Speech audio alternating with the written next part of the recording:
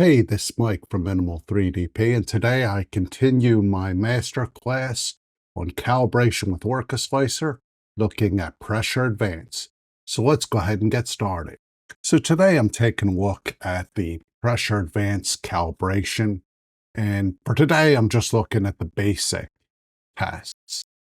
So to start off, there are 3 tests available to us. And those are the PA tower, the PA line, and the PA pattern. So to start off, let me just give you a brief overview of what pressure advance is. So pressure advance can be defined as the lag that occurs when your printer's changing speed with the pressure that's pushing the filament out of the nozzle. Now I'm going to show what the line test here so you can sort of see this. The beginning of the line, it starts to accelerate. You can see there's some bulging here. And then on deceleration, there's basically gaps. And so the filament is not necessarily being pushed out of the extruder and out of the hot end consistently and uniformly, depending on what speed the printer's going.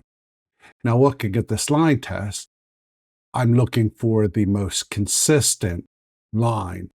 And in the case of this test, it's probably this 0.016. So again, pressure advance is the idea of getting a consistent amount of filament out of the hot end, regardless of if you're accelerating or decelerating. If you're anything like me, it's a pain to have to remember all the various calculations as well as the tests and calibrations you need to do on your printer. That's why I've gone ahead and put together my calculator hub as well as a variety of other tools to help you in your 3D printing journey. So if you get a chance, head on over to go.minimal3dp.com and take a look. And hey, I put it together so you don't have to. So with that being said, let's switch over and look at the tests. Now the first test listed here, I'm going to do the PA tower. And this is the classic test that is actually built into Clipper or very similar.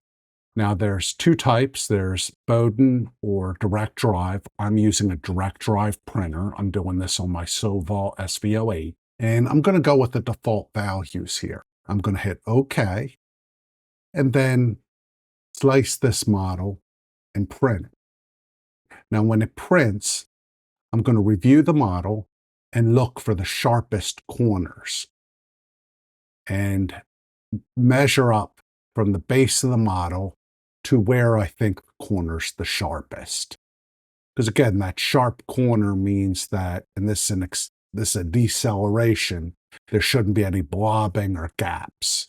So let's take a look at the tower I printed out and see if we can determine where the corner is the sharpest. Now I'm switching over to my camera. As you can see, I have the pattern test done. But here is the tower. This is the bottom of the tower. I'm looking at this. If you look in here, you'll notice the corner down the bottom is bulging a little bit. At the top, it's actually gapping, and it looks like the sharpest right here in the middle. So I'm just going to take my ruler and measure up. Let me look here where I think it's the sharpest. And I'm just feeling this and just trying to determine what I think is best. So I'm going to say right in about this area. So I'm going to say that's about 28 millimeters. So I'm going to say 28 millimeters look to be about the best for me. Switching back over, I have a calculator built so you can just put in the numbers. So I'm looking real quick just to get the start and end values and then the step. I can go over to my calculator and the start is 0. The increment is 0.002. And my measure, I said, was about 28 millimeters. There's the nozzle diameter. I'm going to generate the result, and I'm getting 0.056. So let me write that down. Since I'm doing several different tests, I want to make sure I have these numbers saved. We've done this now for the tower. We'll take a look next at the line test. Now, as you can see, I've completed the line test here. And there's a couple things to notice, and hopefully you can see this on camera. We have some gaps through here where the printer's actually not extruding, and I can see that all the way down to about here. We have some areas where it's bulging a little bit, all through here, down here. And the areas I don't see any bulging are right in here, and then right up in here. Now, these lines, I'm going to look at this from above, try to determine what's the most consistent. And I think I'm going to go with,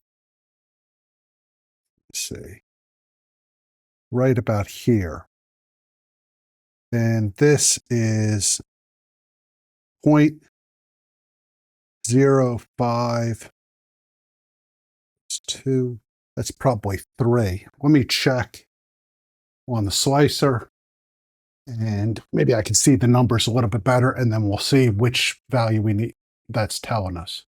So I can see the numbers a little bit better here, and it's right in between 0.052 and 0.056. So that means it's 0.054. So the line test is showing me that. So I've finished the line test, and now we're going to go on to the pattern test. So I've switched back over to the printer, and now let's take a look at the pattern test. Hopefully you can see this.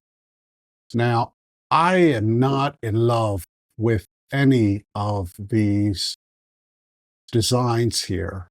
Now, I think what I'm looking for is the smoothest line, sharpest corner.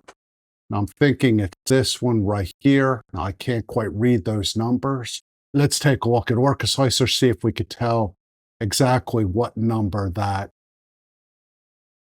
value should be on this line in the pattern. So we should be able to read the numbers now. And I'm just going to count from the bottom. So it's this line right here. And I'm showing probably about 0.045, or I'm sorry, about 0.05. And that's the PA score I've gotten there. Now, with that being said, it's sort of interesting the values that I've gotten. With the tower, I got 0.056. With the line test, 0.054. And with the pattern, I got 0.050. Now, I trust the pattern less in this case because I didn't think the lines looked all that great. But in my case, I think I'm going to go with 0.055. That's in between the line test and the tower value. Let's change the PA values here, and I'll show you where to do that. So I have my filament here. I'm going to hit the edit button. You're going to scroll down on the filament, and you want to enable pressure advance. Now, in my case, I said I was going to go 0.055. So there we go. I want to save it. And now I have the pressure advance saved. Now, my next video, I'll go ahead and show you adaptive pressure advance, which is a lot more dynamic, and it's actually recommended now in OrcaSlicer. And I'll show you how to calculate those values and do those tests. If you have any questions or comments, please post below. I look forward to talking to you again soon. Thanks. Have a good night.